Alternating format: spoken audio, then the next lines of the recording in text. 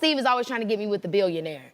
I'm like, Uncle Steve, I don't need the billionaires. I just need some simple stuff. You know, I don't like to mix my industry business with my personal life. I don't need you to buy me anything, love. With me and little Keke Palmer relationship, I tell her one thing, she take it and go, well, we don't know the hour or the day. Nobody was going to convince Keke Palmer that dating down was not a good idea.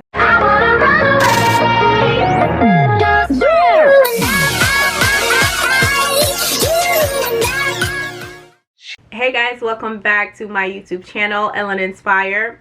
So in today's video, I want to give you my commentary, or at least my 2 cents, about the Keke Palmer and the Darius Jackson situation. First and foremost, I do want to send out like my sincere, heartfelt prayer for Keke and her 8-month-old son. I can only imagine what she is going through, like the terror, the embarrassment, the fear, the disappointment, the hurt, the pain. Like it's a lot. It's a lot for one person. So we really do pray that the Lord covers her and that, you know, she finds comfort and healing and is able to live a good life and provide a good life for her son. That being said, or that being put aside, I do want to talk about something that has been on my mind since this whole situation came out. I don't want you guys to think I'm victim blaming or that I'm being insincere. That is not the purpose of this video. This video is really about me trying to send out an alert to all my singles when it comes to choosing your partner, the person that you're choosing to do life with. So if you're new here, go ahead and subscribe to the channel, honey. Join the Inspired family. You will love it here, okay? If you're not new here, thank you so much for coming back. I love you so much. Without any further ado, let's just go ahead and get to the video. Now let's talk about the obvious.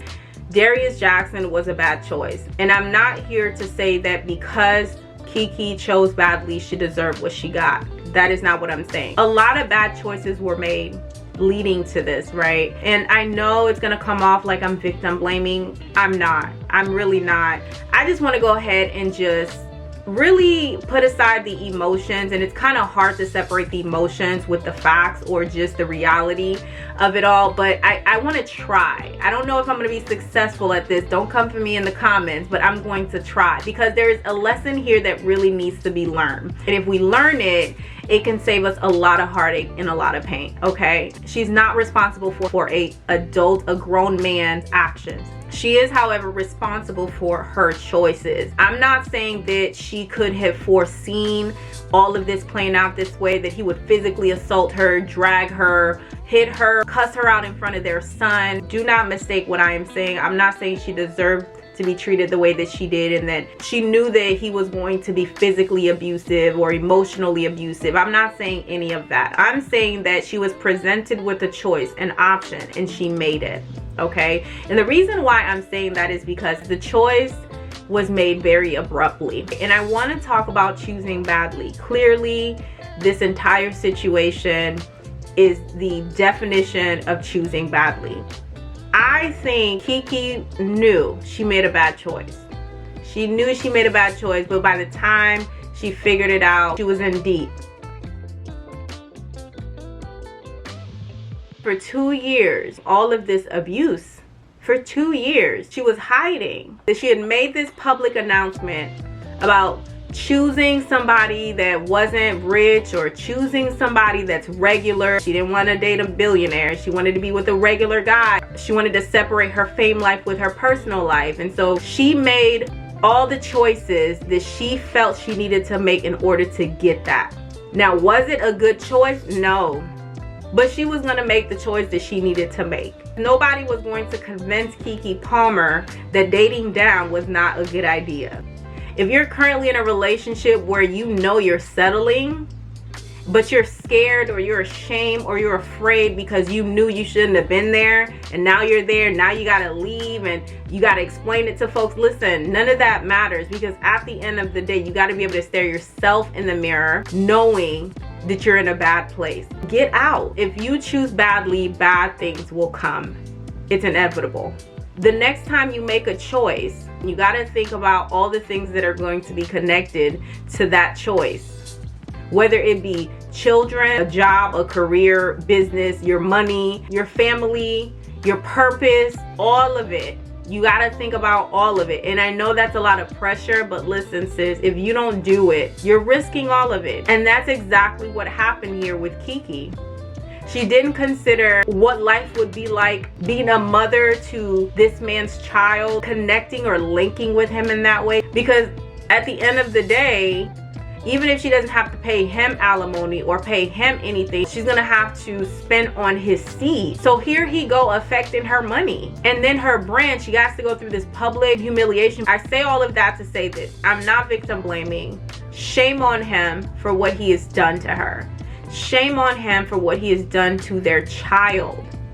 However, you have to take the lessons where they are given. And here, it's definitely dealing with the consequences of choosing badly. No matter how rich you are, if you think money's gonna protect you from making bad choices, from the consequences, no, it won't. It will not protect you from the abuse, the custody battles, the money that is going to be lost or depleted. The next time you text that man or you text that woman or you give them a second chance or you decide to take them back, think about your money, your business, your reputation, your emotional health, your physical health, your mental health.